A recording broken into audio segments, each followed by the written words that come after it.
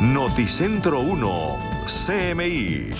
La Corte Suprema de Justicia escuchará a la directora del Departamento Administrativo de la Presidencia, Laura Saravia, a Nicolás Petro, hijo del presidente Gustavo Petro, y a otras 8 personas en medio de las investigaciones por presuntas irregularidades en la financiación de la campaña Petro Presidente. En medio de las investigaciones preliminares por presuntas irregularidades en la financiación de campaña presidencial que adelanta la Sala de Instrucción de la Corte Suprema de Justicia, a los congresistas Ahmed Escaf y Pedro Flores se ordenó escuchar las declaraciones de 8 personas. Se trata de Laura Saravia, actual directora del Departamento Administrativo de la Presidencia, Armando Benedetti, actual embajador ante la FAO, Guillermo Jaramillo, actual ministro de Salud. La Corte Suprema de Justicia también viajará a Barranquilla para escuchar al hijo del presidente Nicolás Petro, a su ex expareja Daisuris Vázquez, a Máximo Noriega, a Gabriel Ilzaca, a Samuel Santander López Sierra, conocido como el Hombre Malboro, y a Cristian Daes. Se tiene previsto tentativamente que esas declaraciones se desarrollen el 29 de julio en Bogotá y el 5 de agosto en Barranquilla. Sin embargo, la Corte está haciendo las coordinaciones para desarrollarlas en esas fechas. Y el expresidente Iván Duque dijo que el presidente Gustavo Petro quiere utilizar el acuerdo de paz con las FARC para presentar sus reformas vía fast track. Calificó la propuesta como un abuso. 700.000 muertos. La propuesta del presidente Gustavo Petro de revivir el estudio de proyectos de ley vía fast track en el Congreso ha desatado controversia política. El expresidente Iván Duque dijo que el gobierno de Gustavo Petro usará el acuerdo de paz como excusa para impulsar su agenda legislativa. Las llamadas reformas del cambio intentarán presentarlas como mecanismos vinculados al proceso con las FARC para decir que son parte de la implementación. Duque asegura que hay un fallo que limita el uso del estudio de la vía rápida de los proyectos en el Congreso. Olvidan que gracias a la demanda que ganamos en 2017 ante la Corte Constitucional, ya no hay fast track vigente, así que deberán avanzar con acto legislativo. Desde el Centro Democrático, varios congresistas pidieron que no se contemple esta herramienta para el estudio de los proyectos de ley. Noticentro 1, CMI. El agente interventor de la nueva EPS, Julio Alberto Rincón, reveló el hallazgo de nuevas irregularidades en la operación de la entidad. Se cumplen los primeros 100 días de la intervención por parte de la Superintendencia de Salud a la nueva EPS. En su visita a Cali, Julio Alberto Rincón, agente interventor de la entidad, dio a conocer el diagnóstico actual de los hallazgos revelados durante este tiempo. Encontramos 5.700.000 millones de pesos en facturas que a pesar de haber sido entregadas a la nueva EPS no estaban en la contabilidad. Eso llevó una pérdida proyectada 2023 de 423.000 millones de pesos a 5 billones de pesos. Eso genera un desbalance que no esperábamos. El agente interventor además anunció la apertura de una convocatoria a independientes que pretende la postulación de clínicas, hospitales, distribuidores de medicamentos y ambulancias que tengan interés en prestar sus servicios a esta entidad promotora de salud con el fin de acercar el servicio a los afiliados. Inclusive estarían contemplando la posibilidad de incluir un reconocido operador farmacéutico. Droga rebaja está en ciertas partes del país. Esperamos, en donde coincidimos los dos, aprovechar esa infraestructura. El señor presidente ha hablado mucho de eso y queremos, por conveniencia de los afiliados, abrir nuestra red de entrega de medicamentos. Droga, la rebaja está en los planes de la nueva EPS. Finalmente, Rincón hizo referencia a la deuda de la nueva EPS con los centros asistenciales del país, que ya asciende a 5 billones de pesos. Aseguró que será negociada al final del año y que están en busca de nuevos recursos. E hizo énfasis en que definitivamente la liquidación no es una opción para esta entidad. La exministra de Agricultura, Cecilia López, y el presidente de la Sociedad de Agricultores de Colombia, Jorge Bedoya, afirmaron que el presidente Petro está buscando una expropiación express de tierras en el país, tras su propuesta de acelerar la compra de tierras a través de una reforma rápida. La última palabra tiene el juez.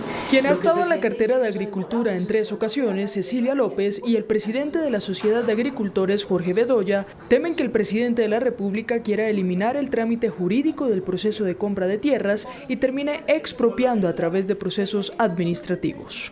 Hoy me queda claro que el presidente lo que quiere es expropiar, que hoy se puede hacer pero con una instancia. La última palabra la tiene un juez. Lo que el presidente quiere es quitar el juez del camino y que esto se traduzca, en vez de ser un proceso judicial, un proceso administrativo. Un funcionario queda con la posibilidad de señalar a dedo qué predio le interesa al gobierno, va y le ofrece un precio. Si la persona dice que no, en un plazo muy corto, se lo expropian. Si al presidente, como lo dijo Naciones Unidas, lo que le preocupa es el tema de los jueces, es porque el único proceso agrario que hoy tiene la fase judicial es el de la expropiación. La exministra asegura que el presidente tiene en sus manos una alternativa que ella adelantó y que el jefe de Estado ignora.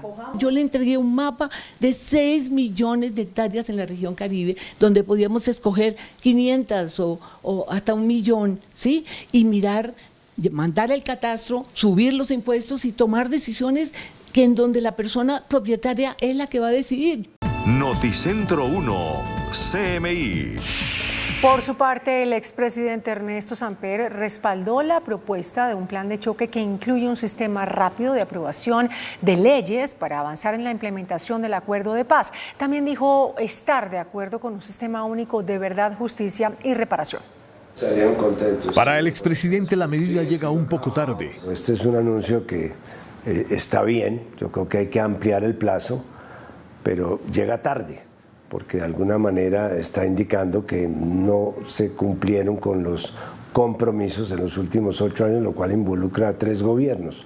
Es decir, involucra al Estado colombiano, representado por los 3 gobiernos. Samper dice que es necesario que todos los actores vinculados al conflicto deban comparecer ante un sistema de justicia para contar la verdad. En sí misma la JEP fue un error haber dejado por fuera a todo el país, como si la guerra que vivimos en los últimos 50 años hubiera sido una guerra solamente entre las FARC y la fuerza pública.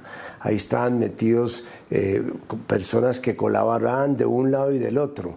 Y así, a mí sí me parece que así como se aceptaron las confesiones de Mancuso, deberíamos incorporar a todos aquellos sectores que formaron parte del cuadro de la violencia y que tienen que aportar a la verdad, porque aquí es justicia a cambio de verdad. El expresidente ratificó su respaldo pleno a la paz total. La conferencia episcopal le pidió al ex jefe paramilitar Salvatore Mancuso contar toda la verdad de los crímenes que cometió. Igualmente le solicitó que adelante un plan de reparación integral a las víctimas. La Iglesia Católica Colombiana ve con buenos ojos la liberación del ex jefe paramilitar, pero tiene sus reclamos. Y que ojalá su vida como gestor de paz sea en primer lugar confesar la verdad, reparar a las víctimas, arrepentimiento sincero y trabajar con garantías de no repetición para que eso que él hizo, cainizar la vida en Colombia, nunca más vuelva a suceder. Para la Iglesia la verdad es lo más importante. La verdad sin justicia es mentira. Y que la justicia sin verdad termina siendo un engaño, que solamente se puede abrir el horizonte de la misericordia, del perdón y la reconciliación cuando la nación colombiana es capaz de generar las condiciones para que verdad y justicia caminen juntas. El pronunciamiento fue hecho en el marco de la cumbre humanitaria que se congregó en Bogotá. Noticentro 1, CMI. El ministro de Hacienda, Ricardo Bonilla, anunció la presentación de un nuevo proyecto de reforma tributaria a consideración del Congreso. La iniciativa hace parte del plan de reactivación económica que prepara el Ejecutivo. En el proyecto se propondrá reducir la tarifa de renta para las empresas y crear nuevos mecanismos para combatir la evasión y la elusión de impuestos. El jefe de la cartera anunció la carta de navegación en materia económica que busca la reactivación sostenible. Se presentará un plan de financiamiento debido a la caída del recaudo tributario. Este proyecto será radicado ante el Congreso después de la discusión sobre el presupuesto general del 2025. Estamos pensando seriamente en una ley de financiamiento que implique que tenemos que ir a buscar recursos adicionales. Eso iría en una sola propuesta, donde van estímulos y va recursos adicionales. Lo cierto es que la iniciativa contempla una reducción en el impuesto de renta para las empresas. La medida implica que se tendrá que reformar otros impuestos para su sustitución. Estamos en el proceso de construcción. Cuando ya lo tengamos más organizado, la perspectiva es cómo combatir efectivamente la evasión y la elusión. Y entonces, pero combatirla efectivamente y no simplemente como la cuña de siempre, vamos a combatir la evasión y la ilusión, sino cómo hacemos efectivamente para que eso se pueda demostrar de manera efectiva. Otra de las medidas anunciadas es un plan de estímulos a través del sector financiero por 35 billones de pesos. Los bancos inyectarán liquidez al mercado con una política de reducción de tasas en los créditos. Esta medida reemplazaría la idea de ampliar las llamadas inversiones forzosas. Podemos llegar a construir un paquete de 35 billones de pesos en inversiones que estén dirigidas hacia programas de interés de la reactivación económica, con tasas de interés más bajas. Por el lado de la energía, el ministro Bonilla anunció que el gobierno asumirá 2.8 billones de pesos de la deuda de los usuarios con las comercializadoras. El monto corresponde a los estratos 1, 2 y 3. Esta iniciativa tendrá que ir al Congreso. Desarrollar el compromiso que adquirió el gobierno de asumir los costos de la opción tarifaria para los estratos 1, 2 y 3, porque hasta ahora la Ley de Servicios Públicos no nos permite asumir esos costos. Con las medidas se espera superar las metas de crecimiento de 1,7% para 2024. Noticentro 1, CMI, con Claudia Palacios y Margarita Ortega.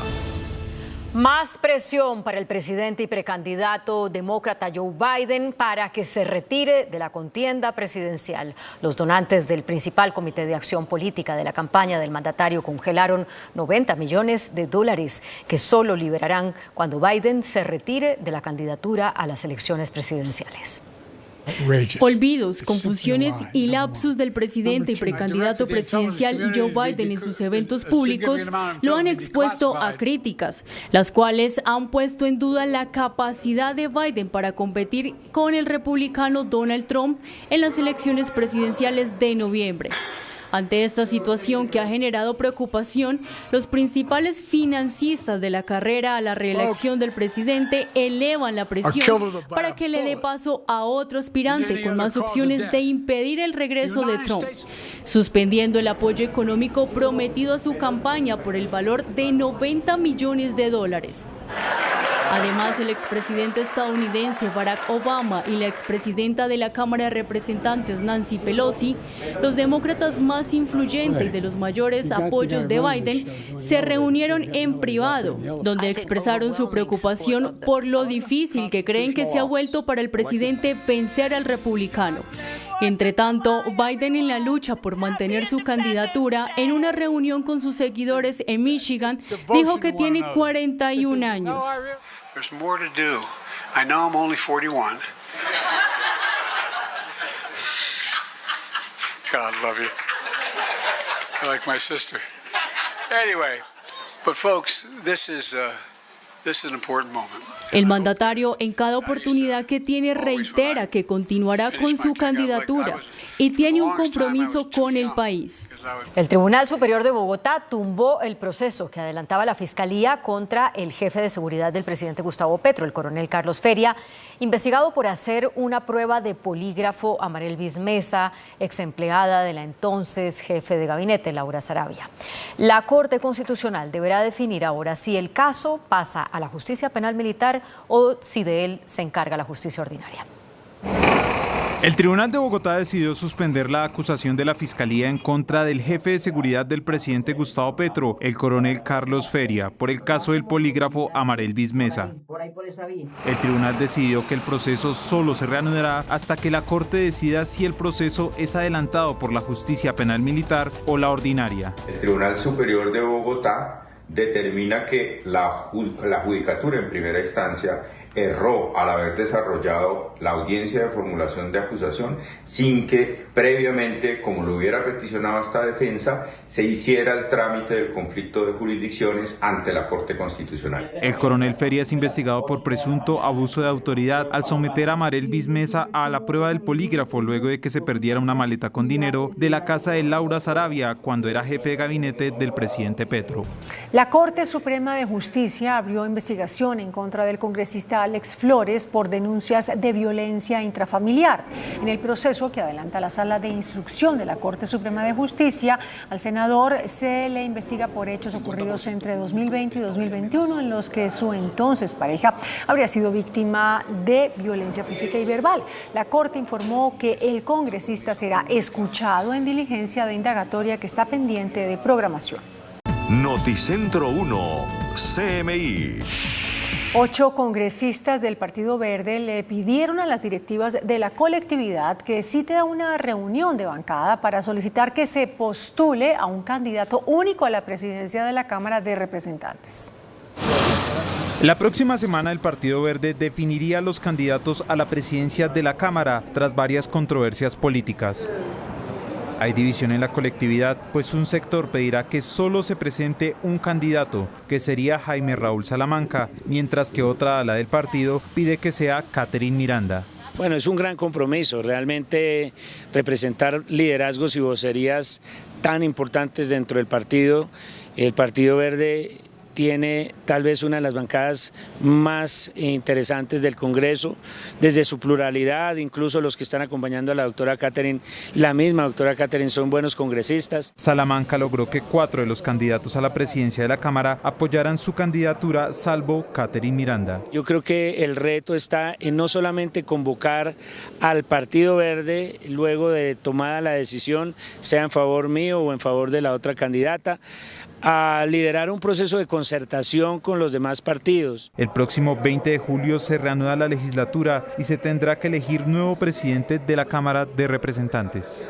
Fabricato, una de las empresas más significativas y antiguas del país dedicada a la fabricación de textiles, se acogió a la ley de insolvencia por la compleja situación financiera que enfrenta y por las dificultades para cumplir las obligaciones con sus acreedores.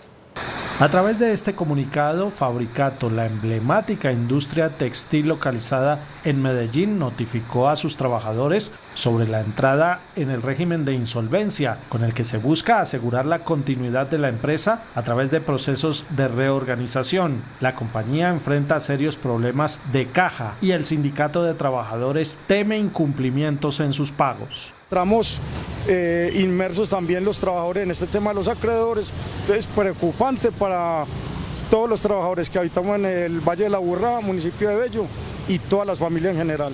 Un amplio sector de la población de Medellín y Bello depende de las actividades de Fabricato. Trabajos directos, tenemos 1.200 empleados aproximadamente, pero esto también depende de unos terceros en el municipio de Bello. Y la mayor preocupación es que hay unas deudas atrasadas para los trabajadores con el tema de primas convencionales, aguinaldos y el incremento salarial de este año 2024. Entre tanto, la Superintendencia de Sociedades informó que la compañía tiene activos por más de 758.000 millones de pesos y deudas que ascienden a 463.000 millones de pesos. Noticentro 1, CMI. La Fiscalía General embargó a funcionarios del IMPEC bienes avaluados en más de 1.000 millones de pesos. Los funcionarios están implicados en actos de corrupción en la cárcel Modelo de Bogotá. La delegada para la extinción de dominio de la Fiscalía embargó 19 bienes avaluados en 1.300 millones de pesos que pertenecían a funcionarios del IMPEC. Se trata de un lote ubicado en zona rural de Granada, en Cundinamarca, otro lote ubicado en Bogotá, un apartamento también en Bogotá, 12 vehículos y 4 establecimientos de comercio en los que funcionaban un restaurante, un spa y un negocio de venta de llantas y rines, también en Bogotá. El embargo de estos bienes se dio en medio de las investigaciones que adelanta la Fiscalía por presunta corrupción en la cárcel Modelo. Según la información preliminar, estos funcionarios se habrían aliado con privados de la libertad para facilitarles el ingreso de droga, licor y celulares a cambio de dinero con el que habrían comprado estos bienes. Según la investigación, el licor, la droga y los celulares se guardaban en tiendas ubicadas al exterior de la cárcel. La Asociación Colombiana de Universidades le pidió al nuevo ministro de Educación, Daniel Rojas, presentar un nuevo proyecto de ley estatutaria para la educación. A través de un comunicado, las universidades del país le dieron la bienvenida a Daniel Rojas como nuevo ministro de Educación, indicando que tiene grandes retos con la cartera, principalmente legislativos. El primer gran reto es poder gestionar el tránsito de la ley estatutaria de educación prometida por el gobierno nacional, con el propósito de extender el derecho a la educación a los niños de preescolar y a los jóvenes para la educación superior en Colombia. Insisten también en la reforma a la Ley de Educación Superior y en la necesidad de nuevos recursos para el sector. Avanzar en la superación del desfinanciamiento estructural de la educación superior pública y garantizar mecanismos para que muchos más jóvenes, especialmente de los estratos 1 y 2, puedan acceder a la educación en las universidades privadas que tiene Colombia. El Ministerio de Educación cuenta. Agradecieron a la ministra saliente Aurora Vergara por los proyectos que adelantó. Y en Cúcuta, las autoridades pidieron apoyo al gobierno nacional para la lucha contra las bandas criminales que operan en esa ciudad. La policía de Cúcuta junto con la Fiscalía Seccional han venido realizando un plan estratégico para combatir las organizaciones delincuenciales que tienen azotada toda el área metropolitana. El incremento del sicariato, hurtos, secuestros express y extorsiones han dejado como resultado en las últimas horas, mediante operaciones de allanamientos, la captura de 20 integrantes de bandas como el Tren de Aragua, Clan del Golfo y el ELN. Lo que ha ocurrido este mes, hemos realizado alrededor ya de 50 allanamientos. Este fin de semana, ayer, en 2 días realizamos 30 allanamientos ayer. Y se han venido dando muy buenos resultados en incautaciones de armas de fuego. Es seguir sacando esas armas de las calles, seguir evitando que sigan generando obviamente estas confrontaciones con esas armas y que sigan quitando la vida a muchas personas. El alcalde Jorge Acevedo insistió en el llamado al gobierno nacional para que ayude en el aumento del pie de fuerza y tecnología para combatir a los delincuentes que tienen cercada la ciudad. Claro, nos hace falta el batallón de policía militar para los cerros de la ciudad de Cúcuta, que hoy están en manos de bandas criminales. Nos hacen falta recursos para fortalecer la inteligencia. El presidente Gustavo Petro ha anunciado su visita a Cúcuta para este 25 de julio, donde se espera por parte de los cucuteños el aporte de la nación para combatir la inseguridad. Noticentro 1, CMI. Y es que una nueva encuesta reveló que la mayoría de los demócratas en Estados Unidos quieren que el presidente Joe Biden se retire de la carrera presidencial. Una encuesta de The Washington Post y ABC News encontró que el 56% de los demócratas indicaron que Biden debería hacerse a un lado y dejar que alguien más se postule en noviembre, y un 67% de los ciudadanos votantes también opinó que el actual mandatario debería retirarse. En general, 2 de cada 3 adultos dicen que el presidente debería retirarse de la contienda electoral, incluidos más de 7 de cada 10 independientes. Por otro lado, los demócratas que opinaron que Biden debía seguir en la contienda equivalen a un 42%. Asimismo, un 30% de los votantes regulares dijo que Biden debería seguir buscando esta reelección. Mientras tanto, la lista de demócratas del Congreso que piden que Biden abandone su intento de reelección ha crecido a casi una docena. Los pedidos de retirada de Biden se producen tras su desalentadora actuación en el primer debate contra el expresidente Donald Trump. Noticentro 1, CMI. El presidente de FENALCO, Jaime Alberto Cabal, reportó un aumento en las ventas del comercio durante el mes de junio. El comportamiento se atribuye a la celebración del Día del Padre y a los partidos de la Copa América. De acuerdo con la bitácora económica de FENALCO, el 23% del comercio reportó alza en sus ventas durante el mes de junio del presente año. El repunte se da por la prima de mitad de año, el Día del Padre y la Copa América, que reactivó el consumo en restaurantes, bares y gastrobares. Lo que levantó y lo que hizo que no se perdiera el mes para el comercio, pues fue en primer lugar el fútbol. El dirigente señaló que otros sectores han mostrado recuperación, como moda, ropa, calzado, muebles y electrodomésticos. Pero también hay otros sectores que han sido muy dinámicos y que seguramente este fin de semana tendrán el mismo comportamiento, que son, por ejemplo, las prendas de vestir, calzado, igualmente toda la fiebre amarilla que ha despertado a la Selección Colombia, con camisetas, gorras, souvenirs, ha tenido un incremento muy importante en las ventas, hasta tal punto que en algunos almacenes oficiales hay agotamiento de producto. Se espera que la tendencia de recuperación se mantenga para el cierre de año. El nuevo comandante de las fuerzas militares, almirante Francisco Cubides, anunció una ofensiva para contrarrestar el efecto de los drones que utilizan las disidencias para atacar objetivos militares. A finales de mes entrarán a combate los contradrones para atacar a los grupos insurgentes que utilizan esta tecnología contra la fuerza pública. Así lo anunció el comandante de las Fuerzas Militares en el cierre de un Consejo de Seguridad en Bucaramanga. Estamos en un proceso contractual de selección de unos equipos que nos permitan que las patrullas móviles puedan tener la detección y la inhibición de esos elementos. Es un proceso que está adelantado, esperamos que a fin de este mes ya tener la selección de los mejores equipos. Son 15 oferentes, pero tenemos que probarlos en el área de combate. Una cosa es probarlo en la ciudad, en un parque, otra cosa es probarlo en montañas, entonces ese se requiere de una buena selección porque hay un recurso importante para eso. Tanto el ministro de Defensa como su cúpula militar señalaron que los ataques terroristas en el Cauca se están dando por la ofensiva militar ordenada por el gobierno. Con inversión en tecnología y 45 pelotones recién incorporados, el ejército buscará cerrar el paso a las estructuras criminales en las zonas más álgidas del país.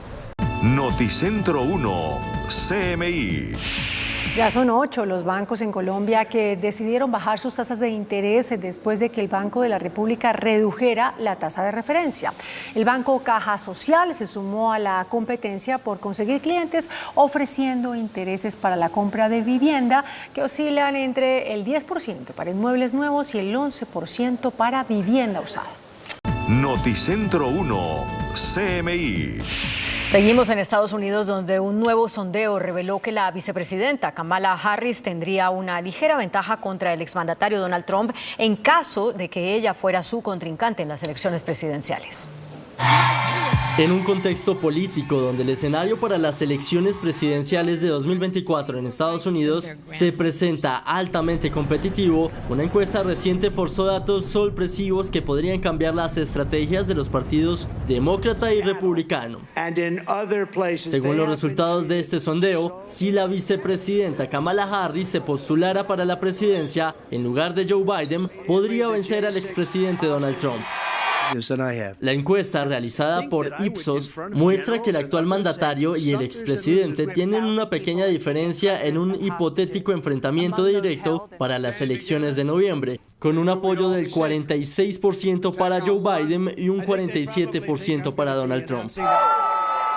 Sin embargo, la sorpresa surge cuando se analiza un cruce entre Harris y Trump, donde la referente demócrata lleva una ligera ventaja con un 49% frente al 46%. De todas maneras, estadísticamente, este resultado también puede considerarse un empate técnico debido al margen de error del informe.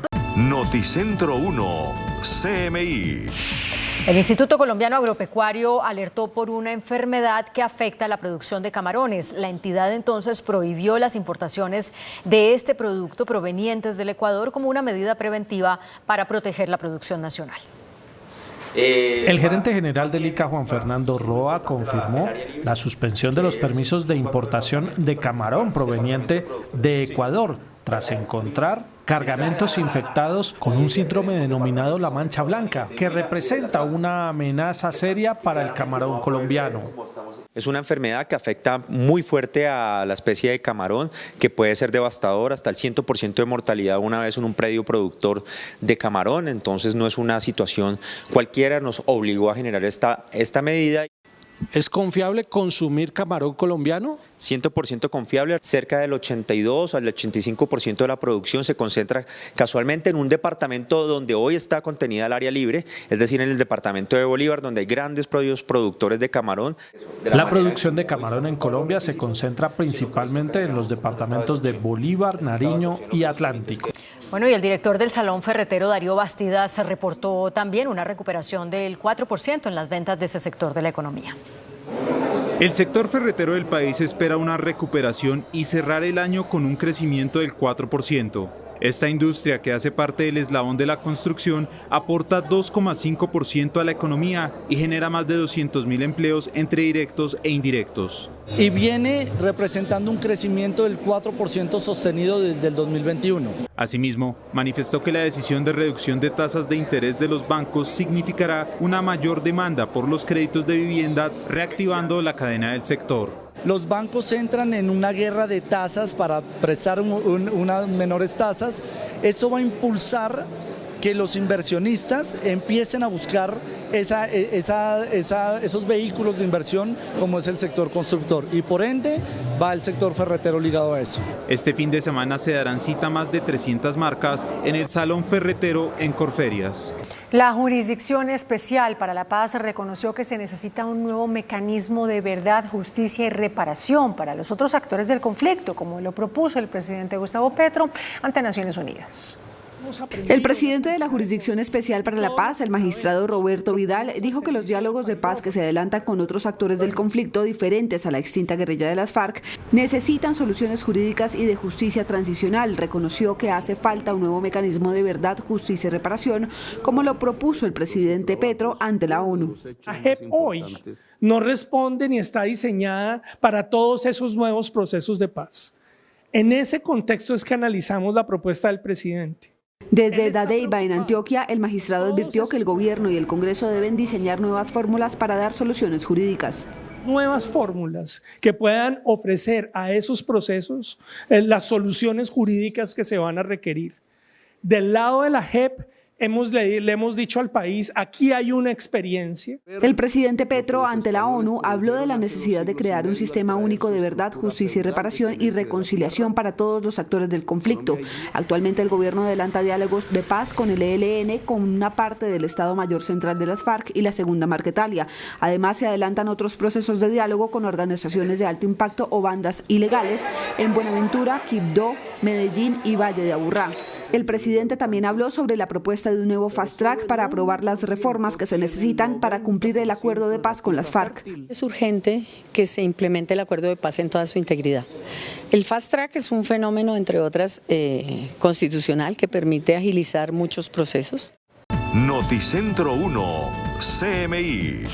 El republicano y precandidato a la presidencia estadounidense Donald Trump, por medio de su cuenta en Truth Social, dijo que el presidente Joe Biden tiene un caso del síndrome de trastorno de Trump. Tras la rueda de prensa que dio el presidente de los Estados Unidos, Joe Biden, en el marco de la cumbre de la OTAN en Washington, en la que llamó al presidente de Ucrania, Volodymyr Zelensky, Putin, y a la vicepresidenta Kamala Harris, vicepresidenta Trump, el expresidente Donald Trump, en una serie de publicaciones en su red Truth Social, usó fragmentos de las declaraciones de Biden para arremeter contra el demócrata.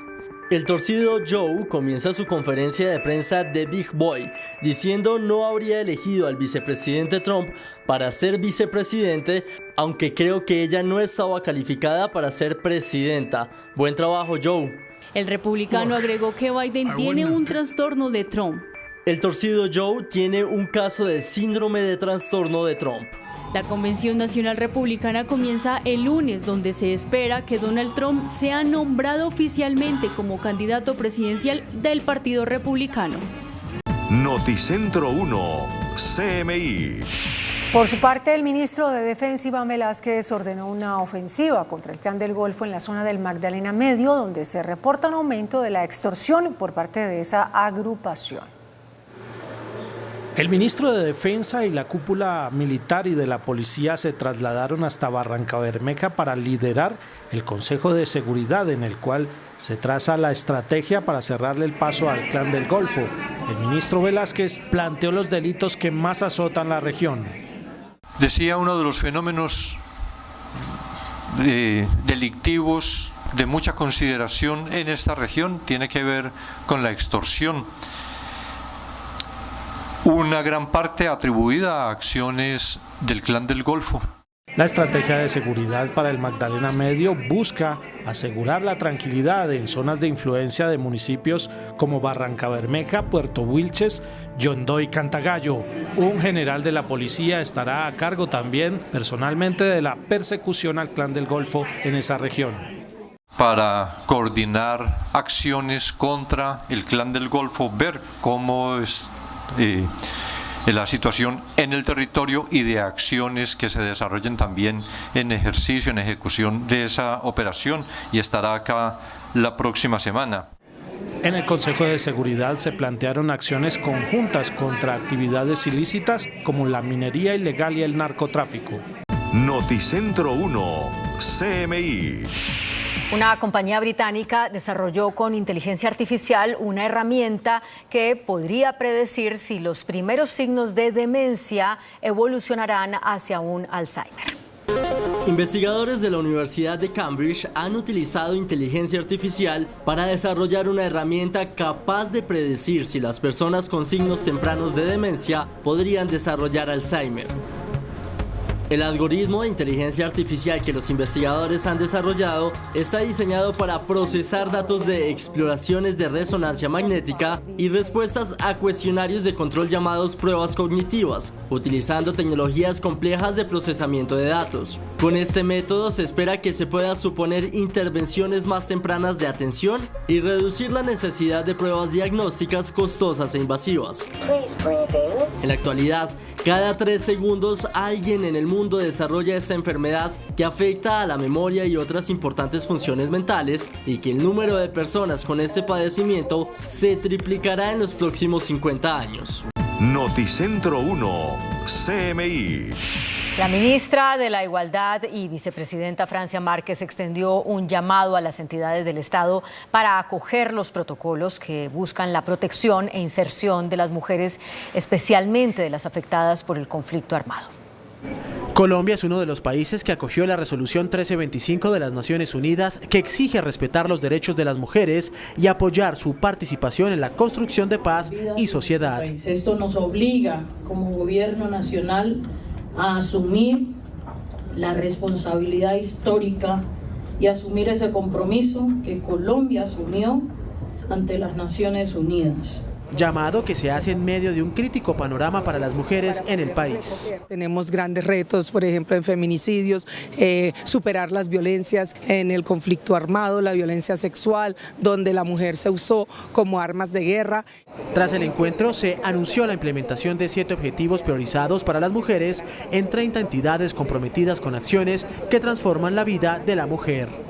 La Procuraduría General alertó por la falta de protección a la vida de los firmantes de paz en Miravalle, municipio del Caquetá, quienes anunciaron recientemente que abandonarán ese espacio territorial por las amenazas que les hacen las disidencias.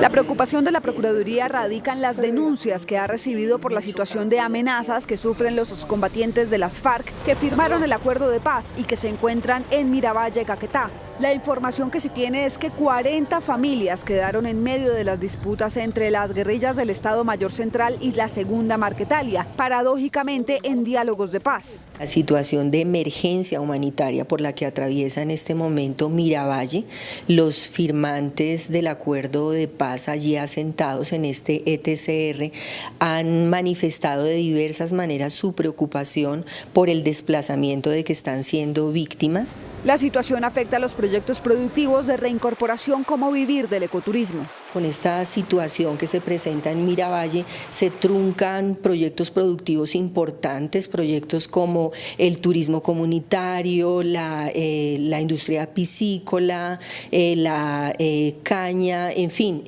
no solamente en lo que tiene que ver con el tema de productividad, sino también con la comunidad, con sus proyectos de vida. La procuradora advirtió que de no cumplirse con los acuerdos en el punto de seguridad para excombatientes, podrían haber aperturas de investigación disciplinaria por omisión. Noticentro 1, CMI.